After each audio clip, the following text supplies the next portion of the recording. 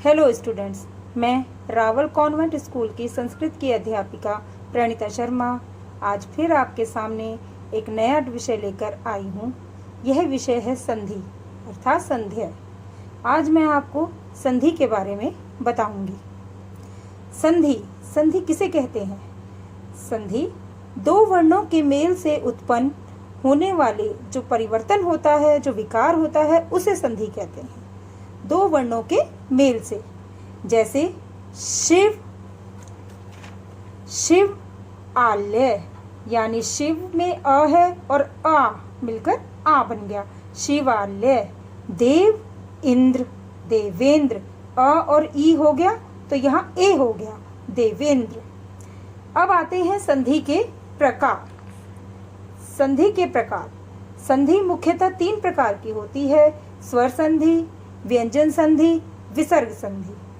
आज मैं आपको केवल स्वर संधि के विषय में समझाऊंगी। स्वर संधि क्या है?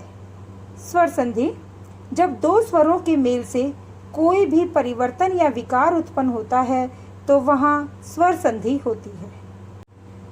स्वर संधि के मुख्य 5 भेद होते हैं: दीर्घ संधि, गुण संधि, वृद्धि संधि, यण संधि, अयादि संधि।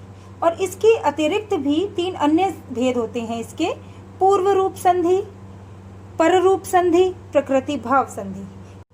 लेकिन आज मैं आपको केवल स्वर संधि के पहले भेद दीर्घ संधि तथा गुण संधि के विषय में मैं बताऊंगी। पहले मैं बताने जा रही हूँ कि दीर्घ संधि क्या होती है। दीर्घ संधि में यदि अ, आ, ई, उ तथा री के बाद यदि ये ही समान स्वर आ जाएं, अर्थात ये ही दोबारा स्वर आ जाएं उनके बाद, तो वहाँ पर उनके स्थान पर दीर्घ आ, ई, उ तथा री हो जाता है। ठीक है, यह मैं आपको नियम से समझाती हूँ। जैसे हम मैथ्स में करते हैं ना, इंटीजर्स करते हैं, जैसे minus minus plus plus plus plus, वो उसी तरह का सेम वही इसका है, नियम है।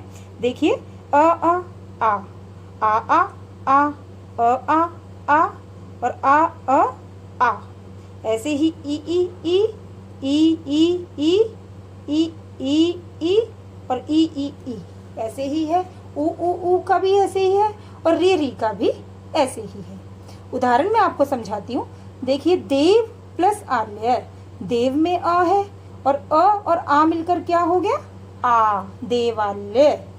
विद्या प्लस अर्थी, अब विद्या में आ है और ये पहला स्वर आ है तो विद्यार्थी हो गया। अब देखिए कवि में देखिए ई, अब क्या हो गया यहाँ पर? ई। कवि प्लस इंद्रः, कवींद्रः। योगी, ई है और यहाँ ई है, योगी प्लस इच्छा, योगीच्छा। देखिए, ई हो गया, यानी ये दीर्घ हो गया है ना। ऊपर भी देखिए, आ हो गया, यहाँ आ हो गया, ई हो गया, है ना। ऐसे ही है, देखिए, नारी प्लस ईश्वर, नारीश्वर। सु प्लस उक्ति, सूक्ति। वधु प्लस उत्सव, देखिए यहाँ ऊ है, यहाँ ऊ है, ये भी दीर्घ हो गया, उत्सव, वधु उत्सव। भ्रातृ प्लस ऋणम, भातृणम। ठीक है, अब मैं आपको बता रही हूँ गुण संधि के बारे में। गुण संधि में देखिए, यदि अ आ के बाद यदि ई आए तो उनके स्थान पर ए हो जाता है। आ के बाद ई आए, ध्यान से देखिए, आ के बाद यदि ई आए तो वो ए हो जाता है। उ के बाद आए तो उसके स्थान पर ओ हो जाता है, और री के बाद आए तो उनके स्थान पर अर हो जाता है। ठीक है, अब देखिए, आप जैसे नियम बता रही हूँ मैं आपको।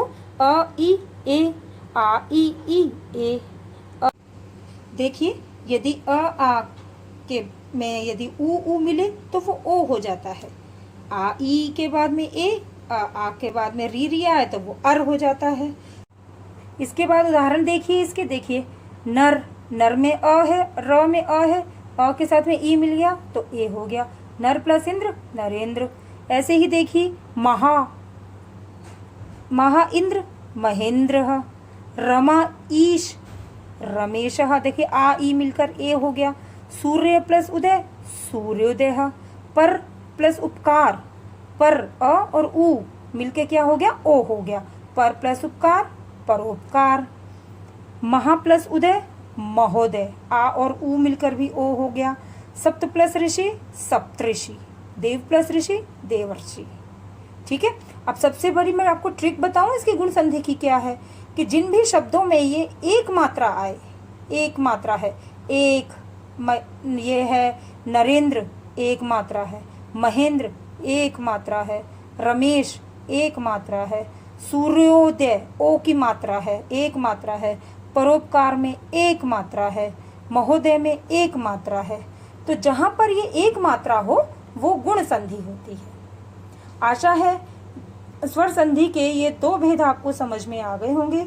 बाकी भेद मैं आपको अगली वीडियो में मैं समझाऊंगी। धन्यवाद।